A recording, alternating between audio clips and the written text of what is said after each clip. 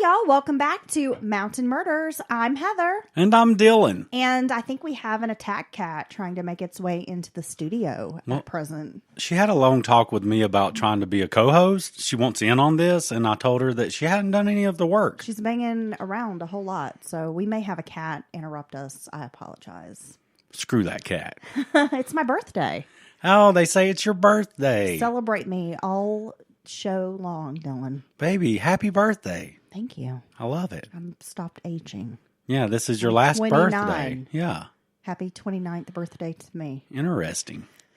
Yeah, I'm not really 29, but these crow's feet say otherwise, but in my heart, I'm 29. You did say this would be the last birthday you were going to recognize. This is true, yeah. And that from here on out, the 21st of April is just another day. It's just another day. It's just the day after 420. It's true. Yeah, it's just a day of recovery. Well, I was going to put together an episode on cryptids this week, but then I decided, since it's my birthday, we should take the day off, Dylan, and we have some wonderful listener stories. I put a call out for listener stories and got quite a few through email. We had some folks send us listener tales through Instagram. I've had people send them through Twitter before. So we've got a great episode full of crazy stories. Yeah, you said you had some good ones. Man, these are wild. We have some awesome listeners out there. We have cool listeners. We totally do. Are you ready, Dylan? I was born ready. You were? Yeah. Oh, okay. Yeah. I just thought you were born with that big head. Yeah, I came out and I was like, hey, have you heard about podcasts? And I was way ahead of my time, And you know? looking like a bobblehead. It's true. Yep, you got a big ass head. I don't know how my mama did it. Okay, let's get started. Hey guys, I'm from Waynesville, like y'all. Well, hello there, fellow Waynesvillian. I love you guys. Been a huge fan for some time now. Well, we appreciate that. Oh. Makes us feel great. Okay, here we go. So back in high school, a girl introduced me to the board. Oh, God. Do you know which board she's talking about? No, the board? Not the water board. The Ouija board. Oh, no. Or if you're country like me, you say the Ouija board. It's that old spirit plank. Spirit board. I never believed in them, but I did and still do believe in the paranormal. But thought the board was bogus. Boy, was I wrong. Instantly, I was hooked. Flash forward to college, and I got my friend Tatum hooked on the board as well. We would go around and show off to our friends and talk them into playing it with us. Bad mistake. At their apartment in Newberry, South Carolina, I went to Newberry College, and that place is haunted as fuck too. Things started happening to all of us. My friend Tatum was dating one of the boys who lived there. He worked night shift at the local McDonald's and told her to come over the next morning to wake him up so they could hang out for the day.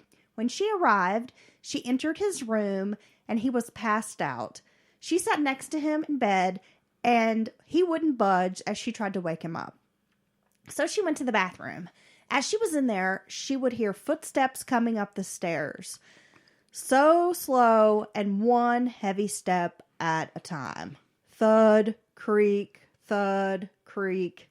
Can I say that footsteps can be creepy? Yeah. I mean, they really can be. Totally. All the way right up to the door. Standing there outside the bathroom door. She said her heart started pounding and she called out for Austin. No answer. She washed her hands and kept staring at the bottom of the door, terrified to approach. When she opened, no one was there. Austin still passed out in the bed. She went to wake him and asked him if he came up to the door, and he was so confused and still out of it. My story. So that's pretty creepy. That's beyond creepy.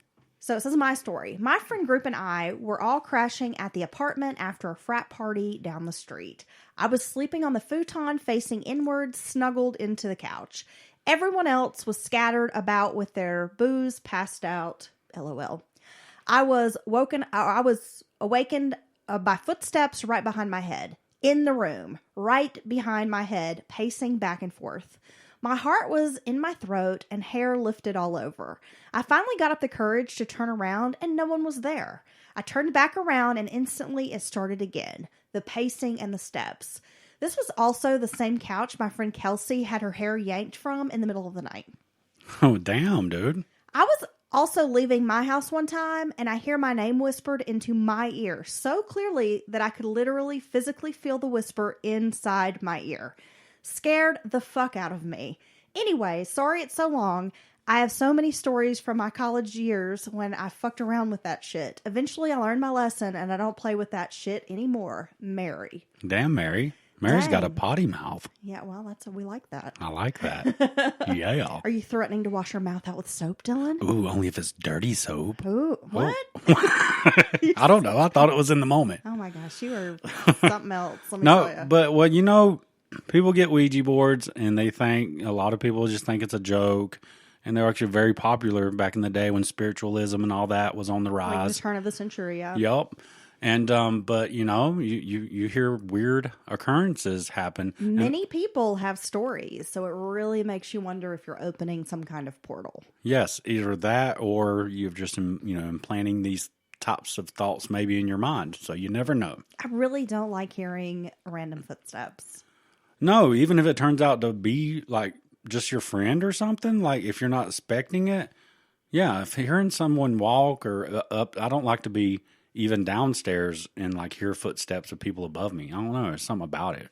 A disembodied footstep would be totally scary. It's pretty creepy, for sure. Oh my gosh. Our next story comes from Audrey in Ohio. Are you ready? Hey, Audrey. One night when my grandpa was a young man, he was home alone. This was in a rural Ohio area, so his trailer was surrounded by woods. It was almost dark out when he went outside to use the outhouse. And on his way back inside, something caught his eye by the tree line. Standing there, staring at him, was not one, but two Bigfoots. And then she says, Bigfoots, ? Big feet? How would you make a plural Bigfoot? Oh, man, I've never actually thought about that, so I'm not sure the plural of Bigfoots is. That's what I'm going to go with. I know, right? It's funny she sent this in because I was going to try to put together an episode on cryptids maybe next week. So we got a good cryptid story. Not one, but two Bigfootses together. The big feats, yeah. Absolutely terrified, he ran inside and grabbed his shotgun. He came back out to see them disappear into the trees. He was so shook by the whole thing that he stayed up all night holding his gun. Now, I believe this story because my grandpa was a hardworking, serious type of man. Everyone in the family knows he wouldn't make this up or lie about it. Well, yeah. When you hear something like that come from someone who's never said anything like that, they're a fairly serious person, don't kid around about things, it makes you wonder. Well, I just have to believe that he really did see something. So, Audrey, thanks for sharing your story. I believe your grandpa. Well, yeah. I mean, I think he definitely saw something. I guess we're just not sure what it was. Damn, he's seen a pair of Bigfootses. I know, right? Are you ready for our next tale? Man, I'll tell you what, having been through Ohio a couple of times, it gets real country real quick outside of every place in America has country, but it gets the middle of nowhere. Yeah, you get some serious farmland there, stretches off the highway where it looks like the acreage just goes on, and you might see that lone little farmhouse out in the distance. Yeah, and it could be literally miles. And they're surrounded by nothing. Right, yeah. Except their cornfields or, whatever. Miles and miles before they're another home. Yeah, and we haven't really been through the, I guess it would be the northeast kind of corner of Ohio. We've mostly been through like Cincinnati, kind of like central Ohio. Well, except that one time I got us lost and we went all the way out and around Indianapolis. Yeah, I think so. Wasn't that fun? Yeah, it was really a great road trip, Dylan. Well, I missed one turn. And I'm driving like 90 miles an hour, just think I'm eating up asphalt. And Heather kind of looks around. She's been kind of snoozing halfway. And she's like, where the hell are we? I'm like, oh, yeah, we're going where we're supposed to be. No, I took us about 210 miles. No, we're in Louisville, Kentucky. We were supposed to be in Lexington. You didn't take that turn. And Dylan's like, oh, I guess we didn't. Well, welcome to Indianapolis. Yeah, so we got to see a lot of Indianapolis and then Indiana. Yeah. What was it? Fort Wayne. Yeah, that place is cool. A lot of bridges. Yeah. Thanks for that, Dylan. Okay. No problem. Our next story. Oh my, where do I begin? Okay, any email that starts out with that, is probably going to be juicy. Ooh, give me the tea. The house I grew up in Florida was haunted. When we were moving in, my mom and I stayed at the new house while my dad and sister went back to the old house. Well, Mom and I camped out in the living room when I was awoken by footsteps above me. This was a single-story house, so it was either on the roof or in the attic. I woke my mom up and told her what I'd heard, but she said I was just dreaming and to go back to sleep. But I was only 8 years old and couldn't sleep after that. Well, who could? The next few days, we met numerous neighbors, and we were told that the former owner's husband had held the wife hostage in the attic and ended up killing himself after letting her go. We lived in that house for 20 years, and throughout those years, we experienced sleep paralysis, electronics turning off and on without explanation. Man, what a story to be told after you move to the place. You don't even get decide whether you move in there. Oh, yeah, by the way, there was a horrible tragedy over there. Oh, we're not done. She has more. Ooh. In 2008, my mom moved to Waynesville. Another Waynesvillian. We love all these locals. Hey, what's up? Wayne's Vegas. North Cackalack. So my mom moved to Waynesville and bought a house. When I moved up here in 2008, my mom told me about her coming downstairs from her bedroom one night, and as she turned the corner into the living room, she saw a guy crouching down behind the couch.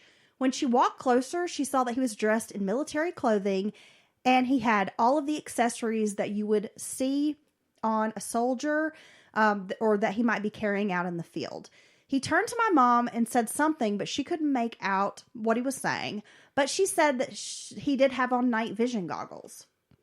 Okay, so you have a fully equipped soldier crouching behind your couch?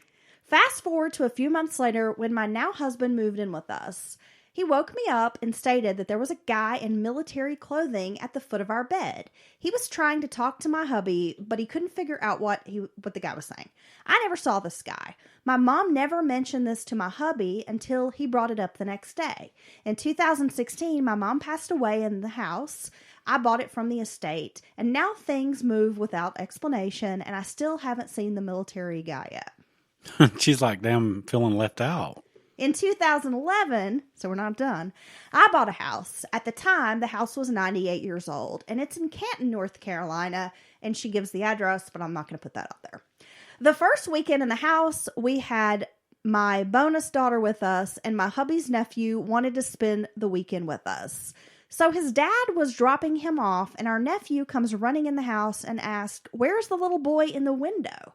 And of course, we asked, what little boy? He stated that he saw a little boy with blonde hair and blue eyes in old-time clothing, overalls, and a hand-sewn shirt in the window. Of course, we told him he was seeing things. Well, we never saw anything, but things would get moved around or disappear for a while before reappearing eventually. A couple years into living in the house, we had a friend over with her 2 young kids and sitting, watching movies, just hanging out. Well, pennies started flying across the room from the bedroom. This lasted about 10 minutes and there was no one in the room. We could never figure out where these pennies came from. I was told that this house was the first meat market in Canton. I could never find any truth to that, so we still joke that the cows were flicking pennies at us. The last year that we lived in this house, my hubby was pushed from the top of the stairs and landed on his back at the bottom, never hitting any steps. Luckily, he wasn't seriously hurt. Oh my goodness. Jeez. Man, we're going to do a ride by this house. I promise you that. And then she signs it, "Thanks for such a great podcast, Melissa." Well, Melissa, thank you for your story. You know, Canton's a rather old town.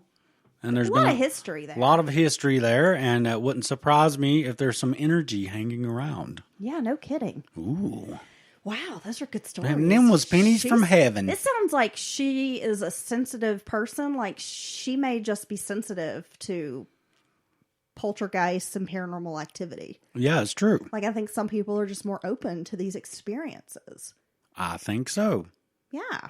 Okay, next story. Ooh, these are good stories. They are. Okay, this story says, "Y'all love the podcast." Well, thanks. Well, we love you. Dylan loves you especially. Oh, I love each and every one of you. Dylan's just a big old hippie at heart. He loves everybody. Oh, except for the 1-star reviewers. Oh, yeah, we don't love Fuck you. Okay, so y'all love the podcast. Grew up in East Tennessee, then moved to Georgia, so I like hearing all the stories from my neck of the woods. I got a crazy story for you. When I was a freshman in college some years ago, I lived about an hour and a half from home. Sometimes I'd go home on the weekends like a lot of the students, but the drive was just far enough that I didn't want to make it every weekend. Relatable. My roommate Chris was a goofy kid from Florida. He didn't have a car and usually took his skateboard everywhere on campus. Near campus, there were restaurants and bars, so we could walk pretty much anywhere we wanted to go. On this warm day, Chris asked if I wanted to go grab a bite to eat and then walk down to the river where there was a swimming hole. It was warm enough, so I agreed. We ate a slice of pizza, then headed down to the river. There were other people near the sandy beach area, and we kind of hung out for a little while when these two girls started talking to us. And they were pretty cute. I was young and dumb and completely flattered that these two pretty girls in bikinis were talking to me. I know why they went to the swimming hole. Oh, yeah? Oh, yeah. Ulterior motives. They asked if we wanted to hang out at their house. It wasn't too far. We could all walk there. We followed them a few blocks away to a small gray house that was kind of a dump. Inside the house, the girls go into the kitchen and pull out some red Solo cups. One of the girls sets a bottle of Jack Daniels on the counter from the cabinet. While we're standing there, I'm looking around the house, and this place is empty. Not much furniture or decoration. There are sheets and blankets on the windows instead of curtains. So, dude, so you got the contrast here. You got these two these two cute girls in bikinis. You're feeling it, but they're in this creepy ass house that looks like it's a murder room. Okay, a futon in the living room. I thought it was odd because I'd seen other girls' dorm rooms with millions of throw pillows and posters, and it just seemed a little weird.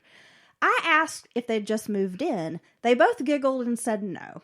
We chatted a little while about school and majors. Chris had taken 2 to 3 shots of the whiskey they had poured him. Then one of the girls hands me my cup and is like, "Drink." I swallow it down. Quickly, I felt unsteady. I had only been drunk a handful of times, but I was dizzy. It occurred to me that those girls hadn't poured themselves a drink at all. I told Chris I thought it was time to go, and the girls were saying, "Oh, not yet. I thought we were going to party. Stay." When I finally got him alone, I told him that this just didn't feel right. Chris said he felt woozy too, so we got out of there. We got back to campus, but we were both feeling like we'd gotten drugged. After that, we never saw the girls again. Never saw them on campus. Damn. Like, no trace of these girls. A couple days after that, I drove by that house. Oh, I'm sorry. A couple of days after that, I went down and drove by the house, and it looked empty. Turns out the house was empty, and I didn't see anybody living in it for probably a year. I hear all kinds of stories about weird things happening to females, so I thought I'd tell you my story. Maybe those women wanted to sell my kidneys on the black market. I don't know. It was weird anyway, and it's signed Brad. Damn, Brad. That's a strange story. experience. It is. That's definitely not a good sign when you take just a couple of shots and you instantly start not feeling. It's like hostile. Yeah, like the alcohol's not even going to hit you that fast, right? And then your host or neither of them drinking. Oh my God. I mean, and I know how this stuff can happen. You notice it after the fact, and now you're already a couple of shots in. Your friends had a few, and you're starting to feel like, whoa, this is weird all of a sudden. Damn. I know. Now what I'm a like, story. Wonder what was going to happen to Brad. I don't know. I don't think it was going to be good. Yeah. So then what were they doing in this house? Well, maybe they're just going to rob him. Maybe. I mean, that's bad, but it's better than waking up in a bathtub full of ice. They were going to roll him? Yeah, get rolled. Yeah, okay. Thanks I'm glad you're safe, Brad, and you and your friend. Okay, you ready? Damn those creepy girls. I always wanted a treehouse when I was a kid. Yeah, me too.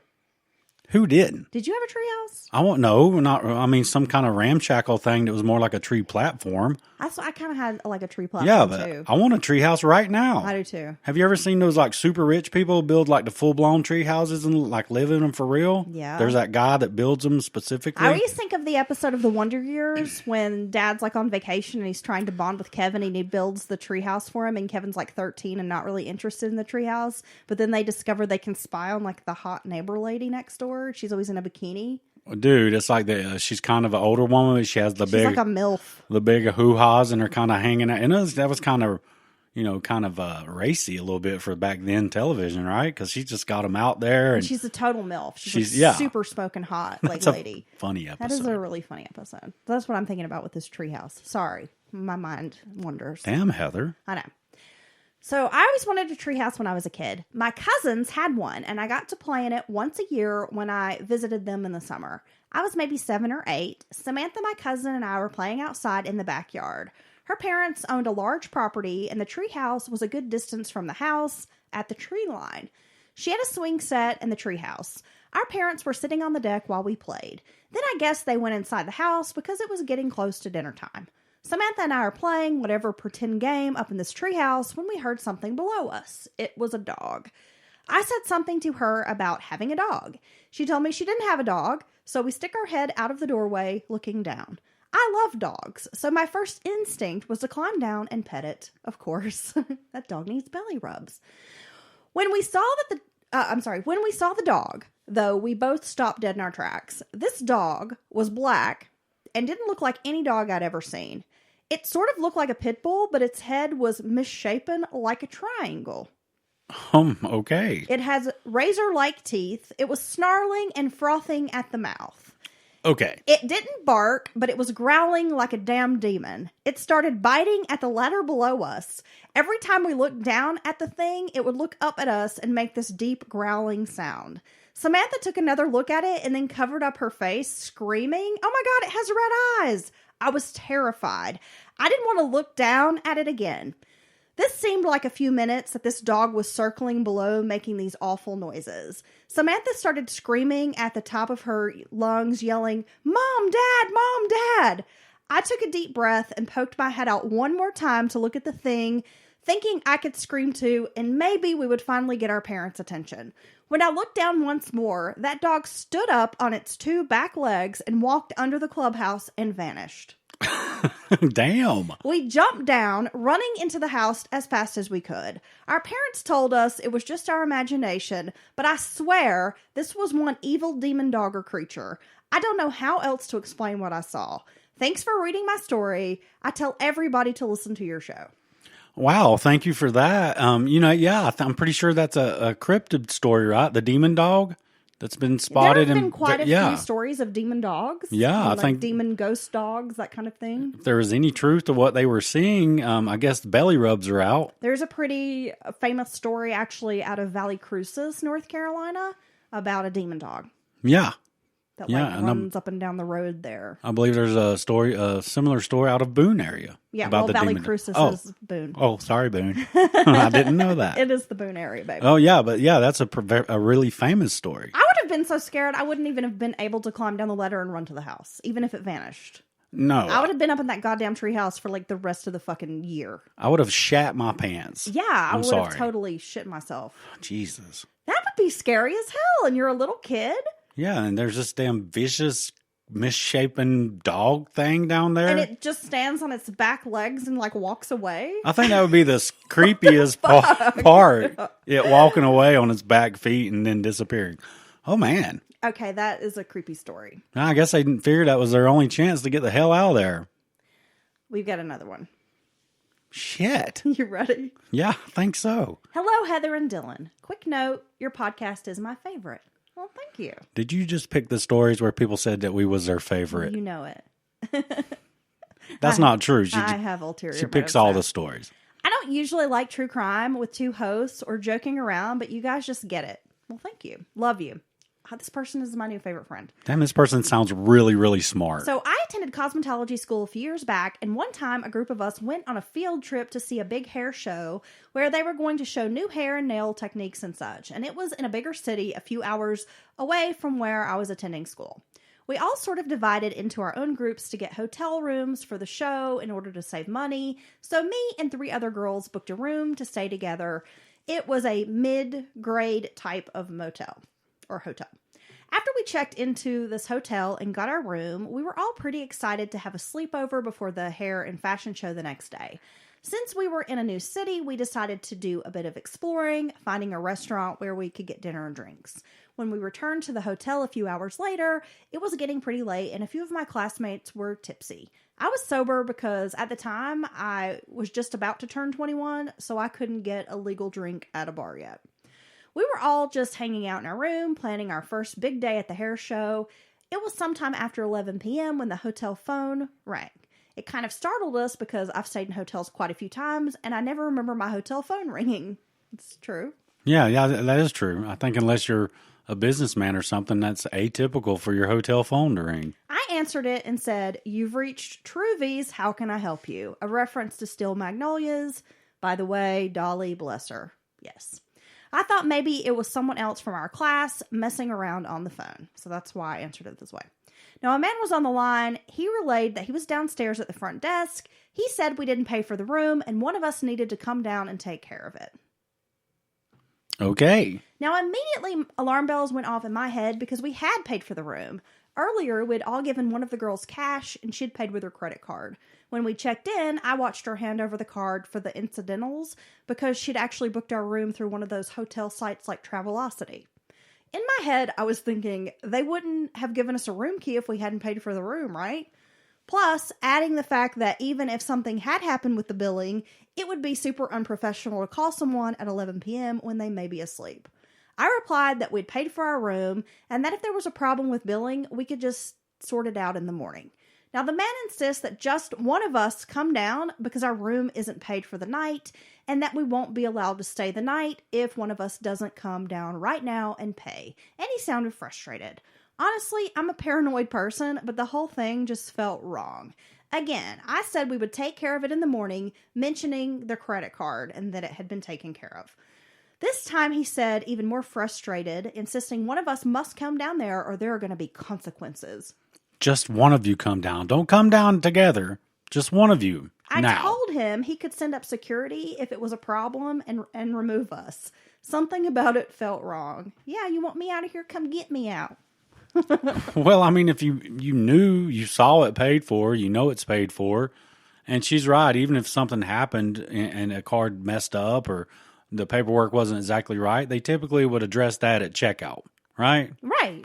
I mean, it seems very strange late at night for this person who already seems frustrated and off the rip to call it and then insist only one person comes down. This whole thing seems weird. It does. My classmates, of course, wanted to know what the call was about. I told them what the guy had said and that I really got a bad feeling from the dude. They all agreed there was no way we were going downstairs after that phone call. If they wanted us out of the hotel, they could call the cops. The next morning, as we passed the front desk, I walked over to ask the clerk what the call last night was about. The woman had no idea what we were talking about. She pulled up the account and said there was nothing that she could see. She also said in her system, if there was any issues, there's a place to leave a note for the next shift. She also said they would not have called us that late at night. We all just sort of looked at each other and were freaked out. We made it to our hair show and the second night was fine. But I've never forgotten about that experience. Who called us? And why did they want one of us to come down in the lobby alone in the middle of the night? And how did they know what room we were in? Honestly, the more I think about it, the more creeped out I am. I always love hearing your listener stories, so I thought I would send in this one. Anyway, I'm very glad none of us went down to the lobby that night, Madison. Well, Madison, I agree with you. I'm glad that you've kind of followed those gut instincts we talk about and take a chance. If it had been an issue, you would have figured it out. I remember having a creepy experience in a motel, kind of similar to this. Well, I think the fact it's really weird that they know nothing about it at all the next day. There's no notes. There's no conversation from night shift to day shift, and there is no issue. I think that's what is the icing on the cake. And she's right. How did this person know what room they specifically were staying in to be able to call and say, you need to come down here?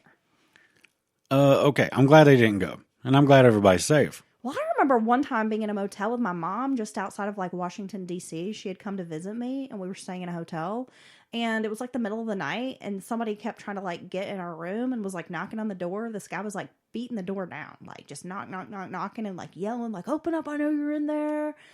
And of course my mom peeps through the little peephole or whatever, and there's this big dude standing there just banging on the door, and he keeps grabbing the handle and jerking the door. It was creepy, and we had to call the front desk and they sent security up.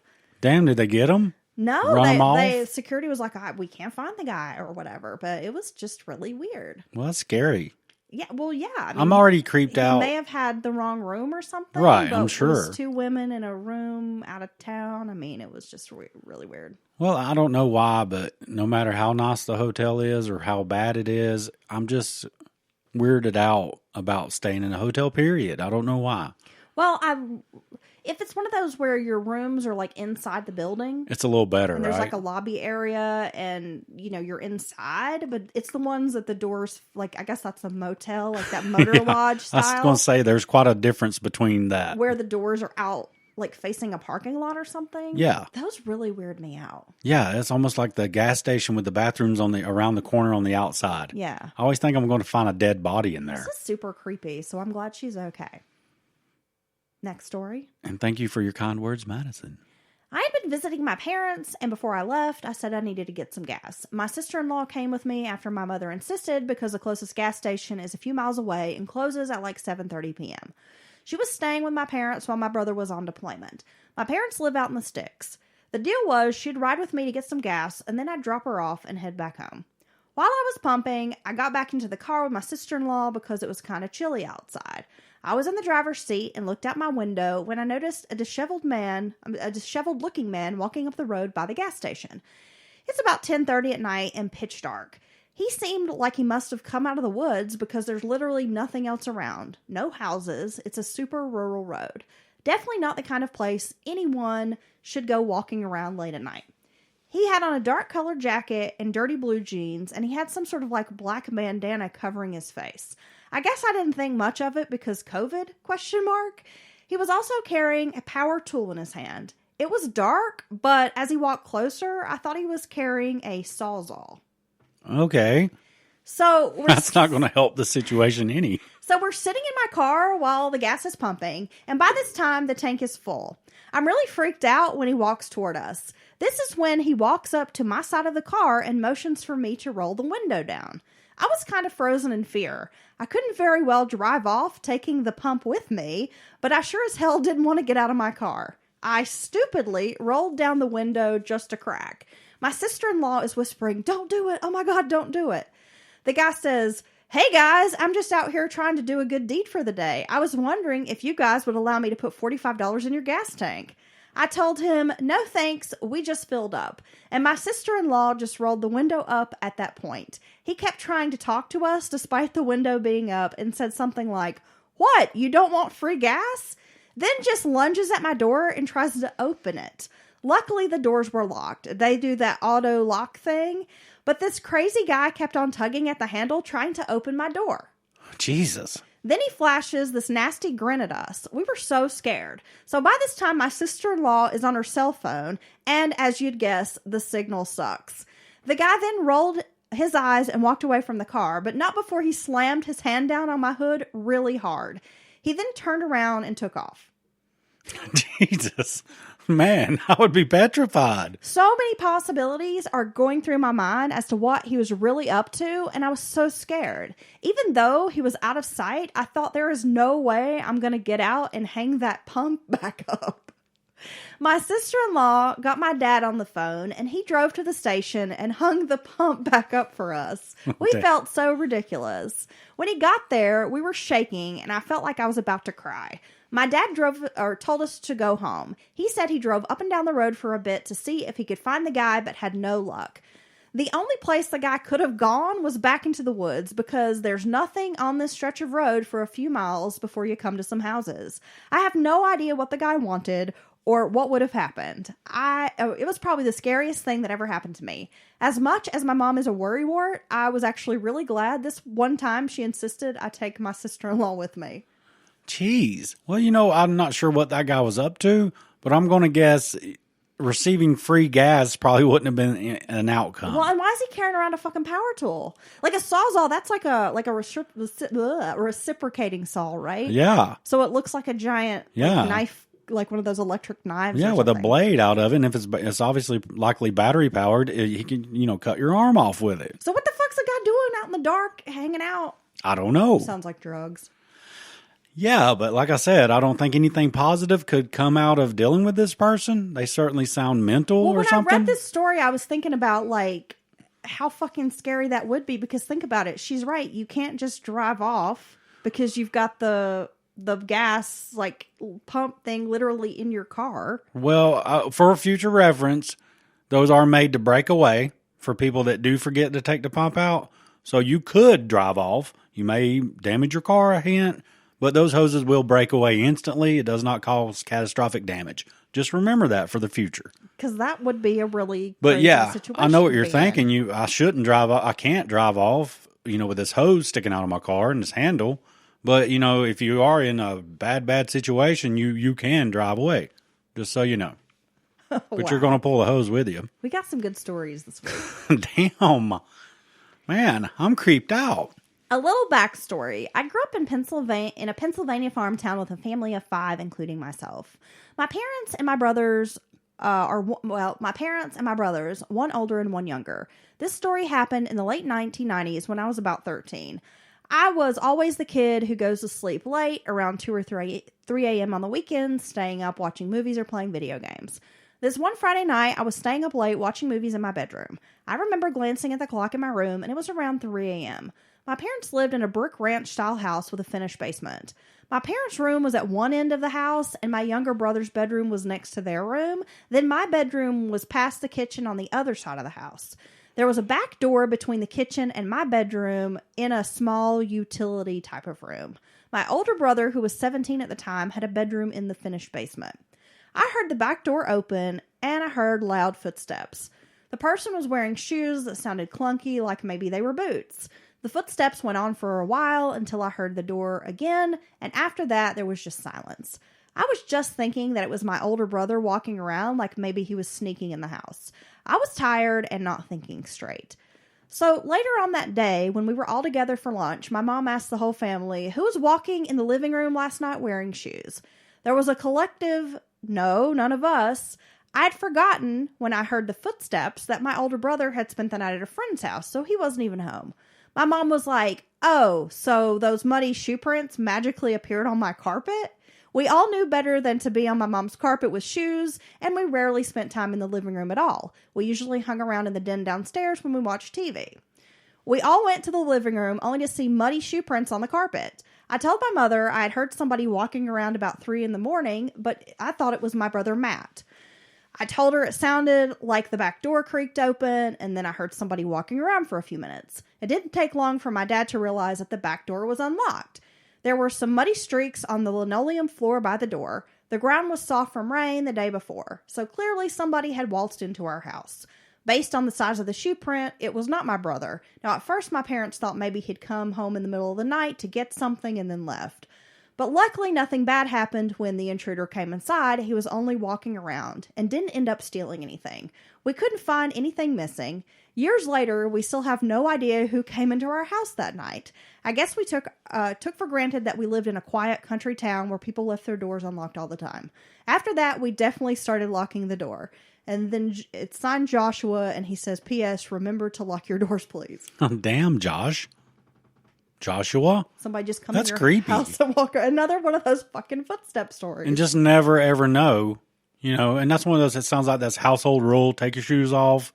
A lot of houses are like that, and I think it's a good idea, honestly. Well, if you have carpet. Well, just even if you don't have carpet, it helps your floors, keeps everything cleaner, and so they're probably just, without thinking, kick their shoes off as soon as they hit the door, because they're not going to be walking around with shoes. And then there's someone clomping around with, it sounds like boots or big clunky shoes full of mud. Well, it sounds like this is some sort of like formal type of living room. Right. Yeah. So, yeah, Mom wants to keep it nice and pristine in there. Yeah, they got like the company living room. It's a rich people living room. It's probably got some like plastic on the furniture. She only takes it off when company comes no over. TV in there? No. Oh, man. And when I went to people's houses and they had that, I was like, these people are rich right here. That's rich people house? Fuck yeah, dude. Kidding me? And then go down into like a big nice den with all the creature comforts, the comfortable seats and the big TV. Dylan dreams about these things. Wow. You just want a big comfy den with a recliner, don't you? I totally want a split level house. You had one. No, I mean the split level where you like come in and you go down into the den or up into the living room kitchen area. Oh, I thought you had a split level. I just had a 2-level house. Oh, okay. Yeah. Oh, you're going to bring that up? Yeah. I don't have that anymore. Yeah, I know. Thanks, amazingly insane X. Okay. Okay. So I think we've got one more. And oh, yeah, I saved this one for last because it is really a terrifying story. These have been a good run. Good run of stories. This story literally gave me chills when I read it. Jesus. Are you ready? Yeah, I think so. I have a ghost story for Mountain Murders. When I was a kid, I was staying the night at my granny's house. I never liked staying at her house much. When I was a really little kid, I would sleep with her. And when I was older, I stayed in one of the other bedrooms. It was late one night and I woke up thirsty. I was about to get out of the bed when I looked over at a wardrobe in my granny's room. Now, her house is really old and she didn't have closets. Okay, I've seen those houses before. I actually lived in a house like that as a teenager. It was built in 1901 or something. Yeah, the concept of closets didn't exist. Did not then. have any fucking closets. Right, that's where super inconvenient. The use of a wardrobe was more common back then. Yeah. So Granny's got wardrobes. Now her house is really old and she didn't have closets. Okay, I said that. She had these big wood wardrobes in the bedrooms. That's when I saw the doors on the wardrobe were wide open and they had been closed when I went to sleep. The bedroom door was open. There was a lamp on the hall or in the hall so I could see decently enough to make out a man stepping out from the wardrobe. He whispered something unintelligible to me, then walked out of the room into the hallway. I threw myself back in bed under the blankets, skipping the drink. I was burning up under my granny's 16 quilts on that bed, but I didn't dare look up or uncover myself. I've done that before. Have you ever done that? Where you were so scared that you would literally hide under blankets and be sweating and feeling like you were about to suffocate, like it was a sweat lodge? Dude, you can totally tell this is Granny's house. She's got the table in the hallway with the lamp on it. Total Granny move. 16 She's got all those, because when she grew up, you had to have quilts piled up on your bed like that because it got cold in the house. So yeah, this is a total Granny house. I love it. Very comfortable house, I'm sure. I'm like a granny because I'd love to have 16 blankets on the bed. Miss my granny's house. You do? Yeah. I miss my Nana's. This makes me think of my granny. My Nana's house. So here they're hiding under the cover, Yeah. scared to death. Yeah. So the next morning, I told my granny what happened. She casually said, "Oh, that's Edward." Oh, Now, damn, get Granny. this. Edward was my granny's brother who had died before I was born. She told me she kept his ashes in the wardrobe, even taking me in there. The wardrobe doors were still open. She pulled out a few things, and in the back was an urn. She said she didn't know what else to do with him. Damn, so Edward was just coming out for the night. So, yeah, she don't know what to do with him, so she just keeps him in this wardrobe. We didn't talk about it much about that afterwards, but her response let me know that this was not the first time someone had seen him.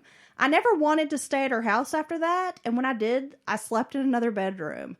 Though she didn't talk much about Edward, I did see some photographs of him, and I swear it was the man who crawled out from that wardrobe.